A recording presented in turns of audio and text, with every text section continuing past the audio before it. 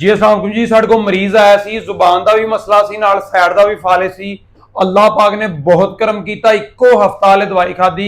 पहलों भाई नूं पुछदे हां, फिर तुहानूं दस दे। अस्सलाम वालेकुम जी। वालेकुम सलाम सर। सर सब तो पहलों अपना एड्रैस दसो, कित्थे दे मैं हो? Sir Karachi new Sarjani town, new Lyari express तैसा टाउन, कराची कित्थे दस्सिया जी? सरजानी टाउन, शुजानी सरजानी सरजानी सरजानी टाउन, खुदा की बस्ती के पास। खुदा की बस्ती के पास है। जी जी सरजानी टाउन।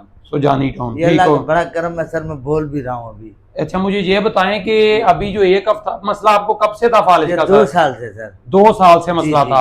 साडी दवाई कितने दिन खाधी है? मैं तेरी दवाई सर 1 हफ्ता खाई है मैंने। एक हफ्ता खाई है ना, की फायदा होया जनाब? 7 दिन खाई है, आज की दवाई नहीं खाई। अच्छा यानी 8वीं खुराक ले रहिंदी आ। हाँ जी 7 खुराकें खाई है मैंने। ठीक है, तबीयत दसो की फायदा होया? तबीयत माशाल्लाह बड़ी सेट है, अल्लाह आपको जिंदगी दे सर।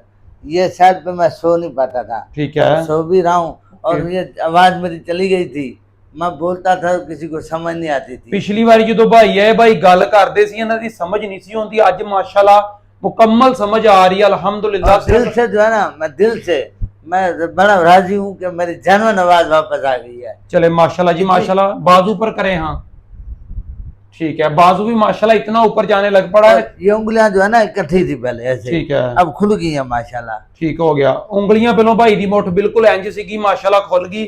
सर ये दसो जी साडी दवाई किन्ने टाइम खांदे सीगे? एक टाइम सर। कोई मालिश या तेल तो नहीं कोई सीगा? मालिश नहीं, कोई तेल नहीं सर। ठीक हो गया, ठीक हो गया।